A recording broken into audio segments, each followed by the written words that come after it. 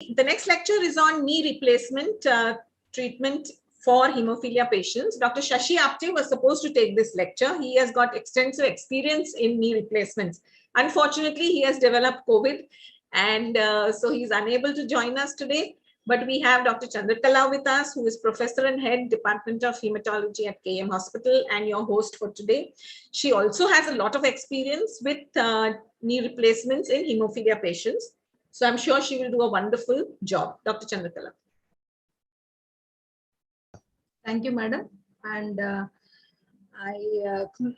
very grateful to talk about this very important topic we usually face in hemophilia patients after the FFD and the target joint is the knee replacement. So I'm going to talk about 45 years male, severe hemophilia, posterior for knee replacement, and how should we manage. So we all know that hemophilia, the main morbidity is mainly because of the joint deformity. You can see in the first is a normal joint, and hemophilia, once they start bleeding, it's acute hemarthrosis. And because the blood is an irritant, it leads to about synovial hypertrophy.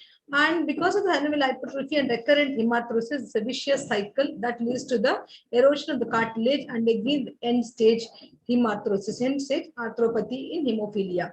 So does everyone with end-stage hemarthrosis requires a knee replacement? So we'll see this. What is the indications? That we all should be aware that we should be treating the patient, not the X-ray. So that has to be very confirmed that in our patients, if they have any symptom, then only we should treat, not the X-ray. And there is no definite criteria that which patient should be taken for the knee replacement in hemophilia patient. So these are some of the things which has been approved for the WFH, and as many other the recommendations is establish hemophilic arthropathy. It's associated with excruciating pain and function impairment, not responsive to surgical or non-surgical treatments.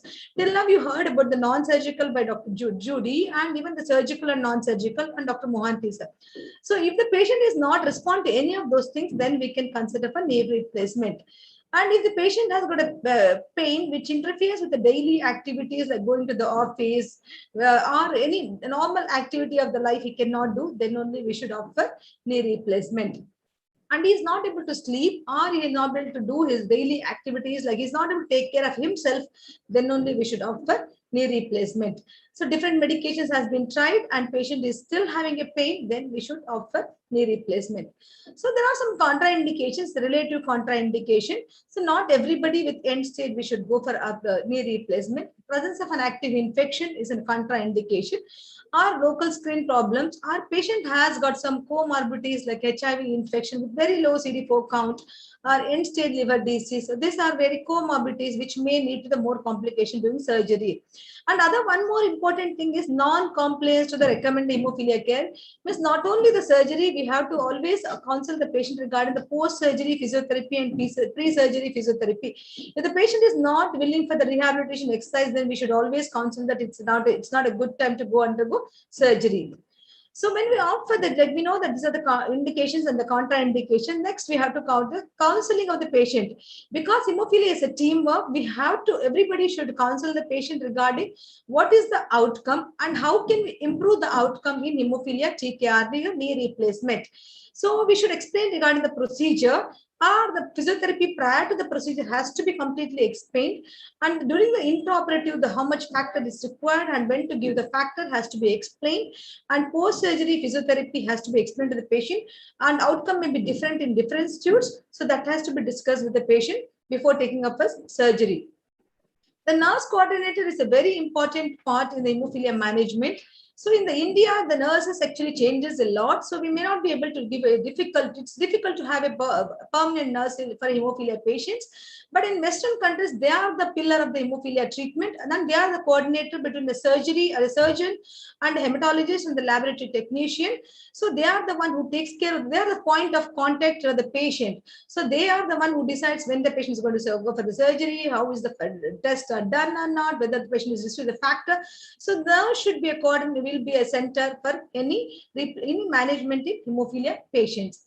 So orthopedic surgery should be multidisciplinary team work, And the main is hemophilia. Hematologists or hemophilia physician and hemophilia nurse coordinator are the responsible for the overall management from entry point to the exit point of the patient. Physiotherapist, social worker, and orthopedic surgeon. I will mention that the experience of experienced orthopedic surgeon is very, very important to have. It's not like a non-hemophilia where the surgery can be done by many of the orthopedic surgeons. But here we need because hemophilia patients joints, actually they have a osteoporosis, they have a deformity, range of motion deformity. So fixed flexion deformity, the orthopedic surgeon should be experienced in treating hemophilia patients. So they are the best one to go do surgery in these patients. Laboratory support is very, very important in the management of any surgeries in hemophilia. The preoperative tests or inhibitor screening has to be done for all the patients who are going for a surgery or any invasive procedure, because if the patient is inhibitor positive, then we need to have a management is different. So along with the routine blood test, what we do, we need to do the COVID RT-PCR. That is a new normal for us in the period of COVID. So what are the dental measures for the hemophilia surgeries? So inhibitor testing has to be done. Inhibitor testing, usually preferably we do the assay.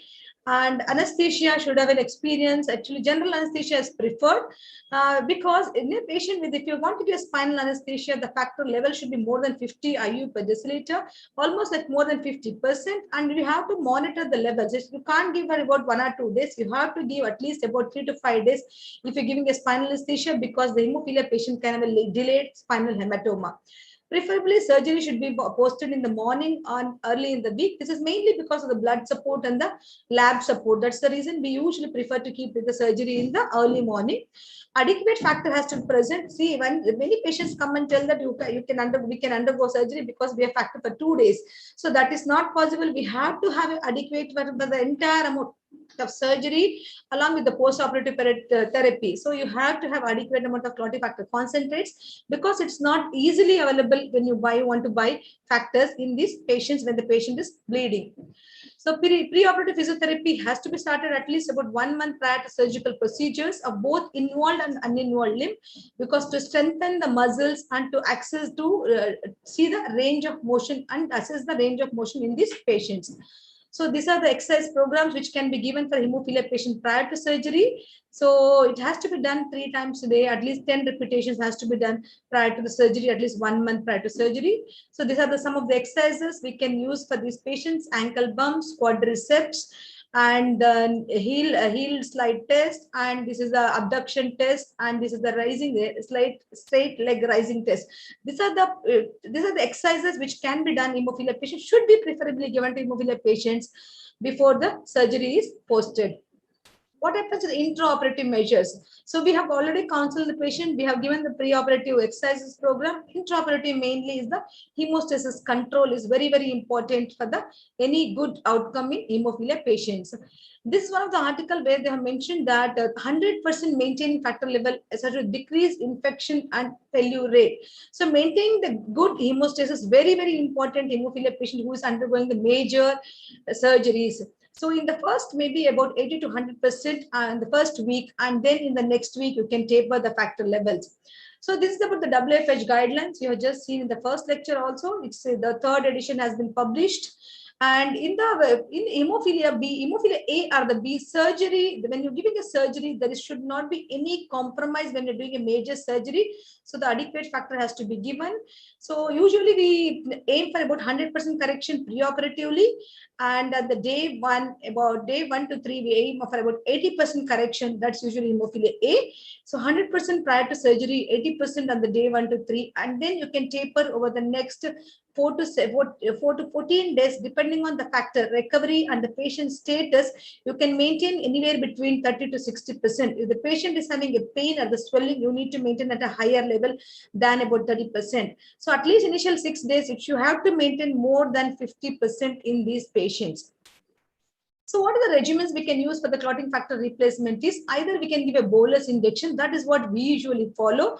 Bolus means you have to give an infusion either 8 hourly or 12 hours. Preferably in a pediatric patient, only when they are undergoing surgery, we give 8 hourly. Otherwise, in all adults, we give about 12 hours because the half-life of factor 8 in adults is about 12 hours.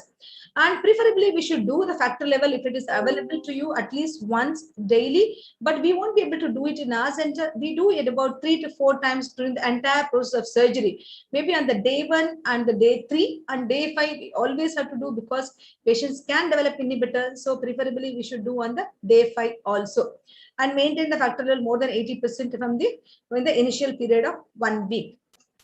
And there is also called as continuous factor replacement, where you can give the patient a continuous 100% bolus. Then you have to give about 4 IU units per kg per hour in hemophilia A and 6 units per kg per hour in hemophilia B patients. So after 72 hours, anyway, the continuous infusion can be changed to bolus infusion. The advantages are the patient with the continuous infusion has a less blood loss and less blood transfusion requirement. Even the complications are less when the patients on a continuous infusion, because you can do a little better exercises rehabilitation program, because you are maintaining the constant at the safe factor level through the continuous infusion. And clotting factor stables are stable for about 8 hours. You can give a continuous infusion because they're stable in the room temperature, and don't mix with the saline. You can give whatever the diluent is available. You can give the infusion pump can be given, but continuous infusion has a little higher dose of factor compared to the bolus infusion. So there is also a concept, there is some fear regarding continuous infusion causes more chance of inhibitors post-surgery, but that has been extensively studied in the Europe. Multi-center study has been done, and they have shown that inhibitor chances are similar even if the patient got a continuous or the bolus infusion of factors.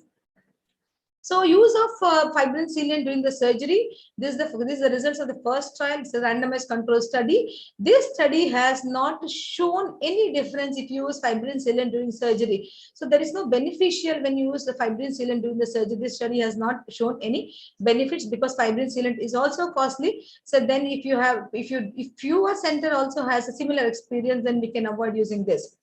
There is also one more thing, actually, in a patient with a knee replacement, we can use called multimodal blood loss prevention technique. So if you have a less bleeding, the better outcome, less chance of infection in hemophilia patients. This is a technique where you use a tourniquet, which is about 100 millimeter mercury pressure has been applied. And one thing is you have to release after only skin closure.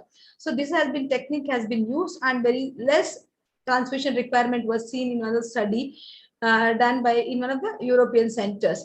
So they also give about the intra-articular injection of tranexamic acid and intra-articular injection of combination of tranexamic acid with the adrenaline has been used. But in our center, when I spoke to Dr. Mohanty, our expert in knee replacements in our K.E.M hospital, they also use the tourniquet, and they use the local ferrocrylum and tranexamic acid, and they also give the intravenous tranexamic acid.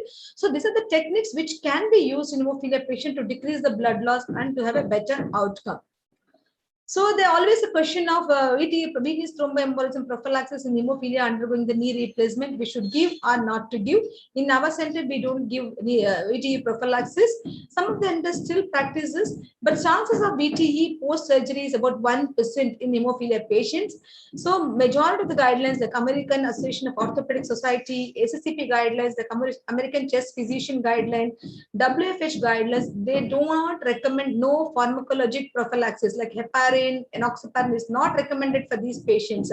We can use only the mechanical prophylaxis like compression stockings, intermittent pneumatic compression can be given, and early mobilization is very, very important for these patients when they are taking up a knee replacement. So giving a VTE prophylaxis can be ventured only if you have an adequate factor, monitoring is done properly, and patient has got comorbidities, only then you give prophylaxis. Otherwise, you can only go ahead with the mechanical thromboprophylaxis. So there are definitions of what surgery you are doing, whether outcome is good, excellent can be defined with the definite guidelines from the WFH guidelines.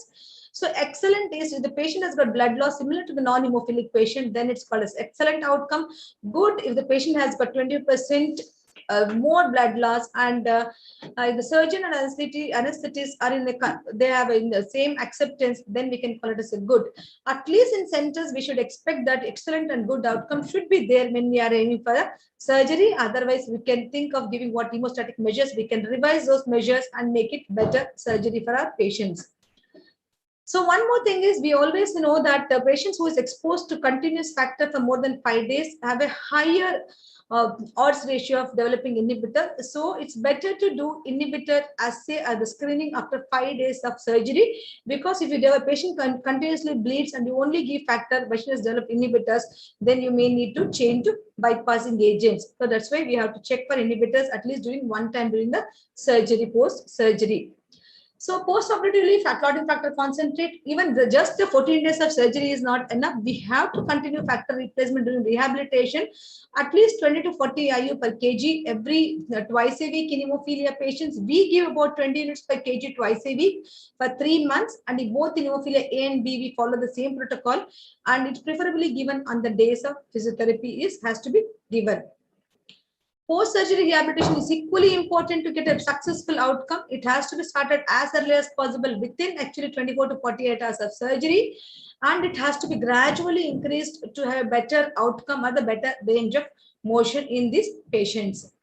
So the post-TKR, this is a CPM, which is a very good machine which can be used for hemophilia patients. If the range of motion, the patient has got less range of motion, it can be used to increase the range of motion. All these things has to be used by experienced physiotherapists under cover of factor, because otherwise you're going to harm hemophilia patients if you don't do under factor replacement. So this is the gradual exercises which can be used similar to what we did a pre-surgery, that ankle pumps, quadriceps has to be started till the tolerance of the patient. You cannot strenuous exercise, you cannot give strenuous exercise because it might bleed and patient may have a bad outcome because of the strenuous exercise which is not tolerant to the patients. So we have a schedule for what has to be done on the day 1 and day 2 and day 3 and day 4. These are the standard guidelines which can be used for any patient who is undergoing the knee replacement. And I really stress that post-operative physiotherapy is very, very important. Time patient comes for only 14 days and they get ahead with actually after getting surgery, they cannot go with the normal routine work. They have to dedicate at least about 3 months of their time for this knee replacement and the post-rehabilitation. So this is also, we can give the home exercise what we have given in the past, the same thing, quadriceps and ankle pumps and straight leg raising. This can be given when the patient is discharged from the hospital after about 14 to 21 days of surgery. You can give this exercise to the patient for the home therapy, or the home exercise can be given to have a better outcome. The other thing is complications with the TKR in patients with hemophilia is little different from what we see in non-hemophilia patients.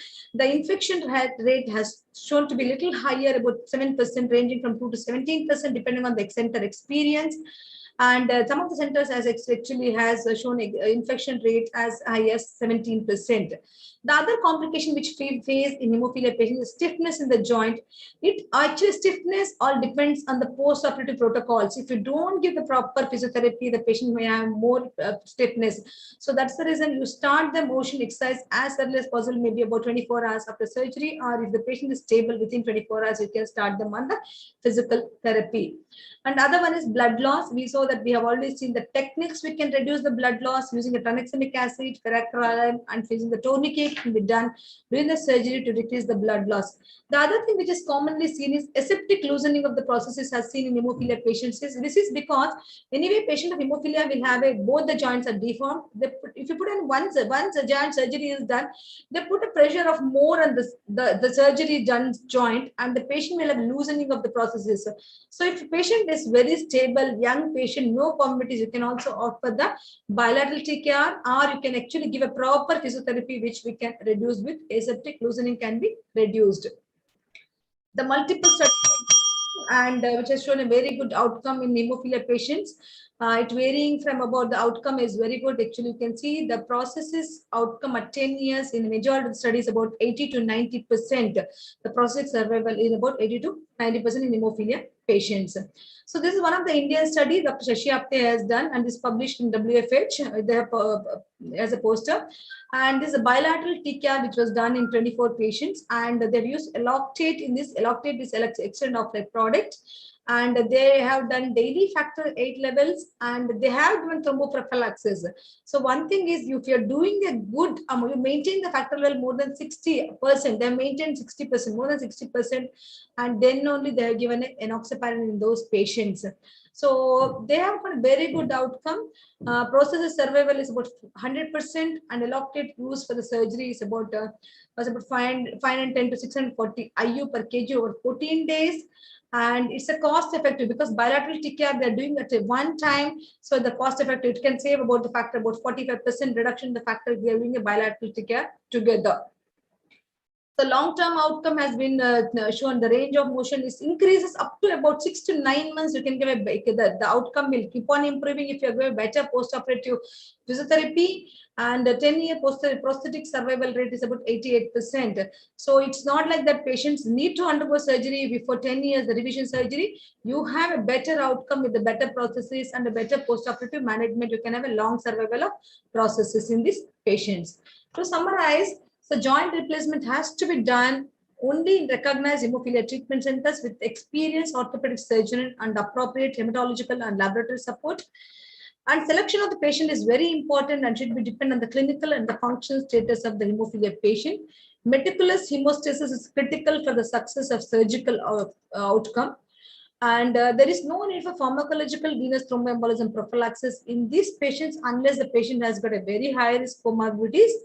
And rehabilitation prior and post surgery under clotting factor concentrate must be done for a successful outcome. Thank you. Thank you very much, Dr. Chandrakala. And over here, I would just like to tell the delegates something, that even in an experience center, everything is a learning curve. We started our hemophilia center over here about 25, 27 years ago. And of course, we started doing knee replacements much later. Dr. Mohanty was our regular orthopedic surgeon who managed all our hemophilia patients, and we started with knee replacements. And like I said, it is a learning curve for everyone. So in the beginning, we actually were not doing this pre and post-op prolonged rehabilitation. And we found that patients were not improving as much as we expected them to improve. In fact, we would find joints becoming a little stiff. And that is when we sort of looked at the literature, and then that is when we changed our strategy. So it's really important, the pre-operative physiotherapy and the prolonged post-operative physiotherapy, which we found subsequently was making a lot of difference to the outcomes. So like I said, it's all a learning curve and one needs to do it.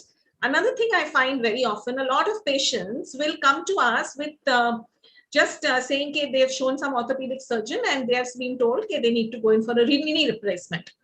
When actually they do not have agreed. The radiology may show that they need a knee replacement. Clinically, there is really no indication for a knee replacement. So this has to be emphasized for the patient. And again, if a patient is not compliant, is not willing to do the pre and post-op rehab, I think it is better not to go in for the knee replacement at all, because then you are only creating more problems for yourself. So that is just what I would like to say. Dr. Mohanty, do you want to add anything to this? No, yeah, I think everything has been covered. Just one must remember that people think that after giving the factor correction, it is like any other normal person, but it is not actually. Hemophilia is a different, group of separate set of patients having their own complications. As I told correctly that, pain is the most important factor. Unless the joint is painful, one should not opt for knee replacement. The single most criteria, there may be joint destruction, there may be deformities, there may be X-ray picture must be very bad, etc., blah, blah, blah. But first and most important indication is pain, pain, and pain. Pain at rest, pain at night, pain which hampers activities of daily living. Then only one should go for a joint replacement. That's right. Yeah. And we put the tourniquet, but we release the tourniquet actually before closure to see is there any active bleeds, because if there is active bleeder, then you have to coagulate that bleeder. You have to catch that bleeder, and we give tranexamic acid intravenously as well as locally, as well as ferrocrylum, as Dr. Chandrakala told, we instill ferrocrylum locally on the wound margins. That is what we do to control the bleeds, and we do not use anticoagulants in hemophiliacs. That's right. So bleeding control is really important, because if the patient bleeds intra-op or even post-op, then not only is your surgery going to be unsuccessful, but you also end up with chances of developing an infection. And we all know what happens once there is an infection in a replaced joint. It's a big mess. And we have had these problems. Like I said, for us also, this has been a learning curve. And we have had a couple of patients where they have got infected and, where it's been like a nightmare treating them afterwards. So that's and just... hemophiliacs have got, all the muscles are also affected. It's not only the arthritis. The associated muscles around the joint, they have fibrosed, or they have bled or something. So that's why rehabilitation, it takes longer time compared to a normal arthritic person. That's right. So one has to a prolonged period of rehabilitation under the cover of a therapist who is trained in handling the hemophilia patient. Because once you do rigorous exercises, again the joint bleeds, again you have to give rest, again whole cycle starts, again it becomes stiff. So that has to be controlled in an experienced manner, experienced therapist. That's right. Thank you, Dr. Mohanty. Thank you, Dr. Chandrakala, for a very comprehensive lecture on knee replacements.